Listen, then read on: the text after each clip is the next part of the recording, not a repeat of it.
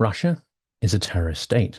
We've been saying this for 3 years on the channel, but Russia constantly reminds us of this fact. The latest is an allegation that Russia plotted terror attacks on airlines around the world.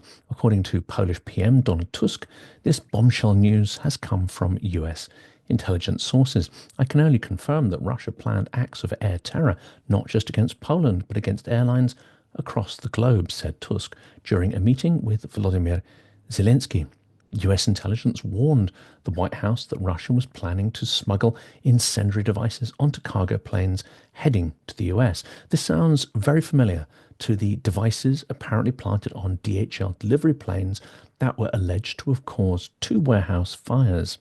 According to the New York Times report, the White House warned the Kremlin to stop the operation. Tusk did not provide details to underpin the allegation, but it was felt serious enough to put his reputation on the line by stating it emphatically in public and in the full glare of the world's press, given that he was with Zelensky at the time. All I can say, and I will not go into details, but I can confirm the validity of these fears, Tusk said.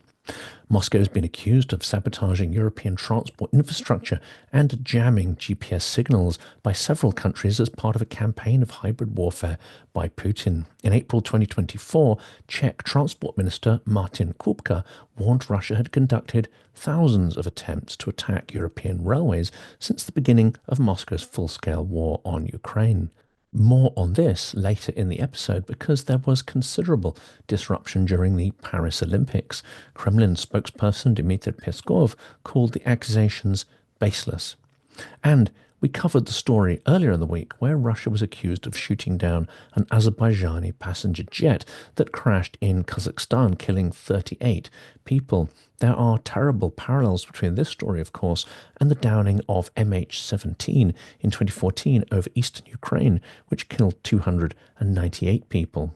That territory was controlled by Russian-backed separatists. Of course, Putin never admitted culpability in the MH17 disaster, but almost immediately spewed out numerous false stories and conspiracies to deflect and distract. In the case of the Azerbaijani jet, they started to do this, but later those versions became insupportable, and Putin apologized without actually admitting blame, which is a rather odd and precarious position to maintain. Again, as covered on the channel, Russia's been engaged with various acts of suspected sabotage involving undersea cables being cut in the Baltic Sea. The frequency of such provocations has increased dramatically in the past year. Meanwhile, Western intelligence agencies have increasingly warned of Russian espionage and sabotage threats across Europe. Russian malign activity is clearly aimed at destabilizing Europe and includes disinformation, cyber strikes, and arson attacks. Add to that countries including Czechia, Estonia, Germany, Latvia, Lithuania, Poland, and the UK have recently charged suspects allegedly spying for Russia or collaborating with Russian intelligence. In a bold move, EU foreign ministers decided to sanction Russian military intelligence agents over the attack in December. This is the first time such a step has been taken, and they said they would look to expand the list once culprits are identified. Azerbaijan's transport minister has said the Azerbaijan Airways plane was subjected to external interference and damaged inside and out as it tried to land in Russia's southern Republic of Chechnya. All these survivors, without exception, stated they heard 3 blast sounds when the aircraft was above Grozny, said Rashav Nabiev. So what might the cause be? The plane is thought to have come under fire from Russian air defense systems before they diverted across the Caspian Sea to Kazakhstan, where it crashed with a loss of 38 lives. The head of Russia's civil aviation agency said the situation in Grozny was very complicated at the time, and a closed skies protocol had been put in place. Ukrainian combat drones were launching terrorist attacks on civilian infrastructure in the cities of Grozny and Vladikavkaz, said Dmitry Yadrov, head of Rosaviatsia.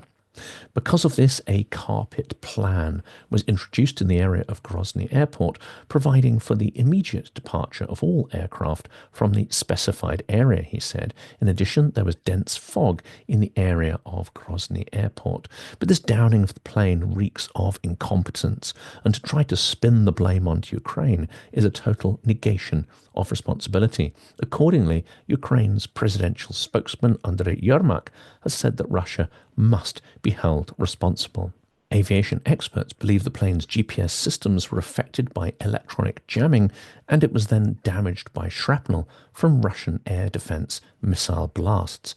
The transport minister of Azerbaijan said investigators would now examine what kind of weapon, or rather what kind of rocket, was used. One source familiar with Azerbaijan's investigations revealed that preliminary results showed the plane was struck by a Russian Pantsir S air defense system. Its communications were paralyzed by electronic warfare systems on the approach into Grozny. Pro-government MP Rasim Musabekov said quite unambiguously the plane was shot down over Russian territory in the skies above Grozny. Denying this is impossible. But government officials in Baku have avoided directly accusing Russia, most likely to avoid antagonizing Putin. Azerbaijan is looking for a Russian apology, or at least an acknowledgement that the plane was hit by its air defense systems in Grozny, according to figures close to the government in Baku. Now, this downing of the Azerbaijan plane was most likely a mistake arising from Russia's illegal war in Ukraine, so culpability cannot be removed from Russia, both on the grounds of incompetence, but also on them creating an environment of uncertainty, fear and violence where such accidents are bound to happen. And this is where we return to a story from earlier in the year and the train chaos that happened just before France's Olympic Games, and for which the Kremlin is widely thought to be responsible. The coordinated disruption saw 800,000 passengers facing delays, with up to 250,000 affected just before the opening ceremony. Saboteurs launched a malicious arson attack on France's rail networks just hours before the start of the Paris Olympic Games. Eurostar customers were told to cancel their trips because of possible coordinated vandalism that caused disruption to high-speed rail routes into the French capital. The French chief executive of France's rail operator SNCF said at the time that the French are under attack after a series of fires brought trains to a halt. Arsonists carried out attacks on the high-speed lines between Lille in northern France on what would have been the busiest day of the year for Eurostar trains between the UK and French capitals. Now, time is past. Who is thought to be responsible, and how have the French authorities responded? Well, a 40-year-old Russian male national, Kirill Gryazov, was arrested on suspicion of planning to sabotage the trains and in turn disrupt the Olympic Games. France's intelligence and security forces were mobilized in response to the arson attacks.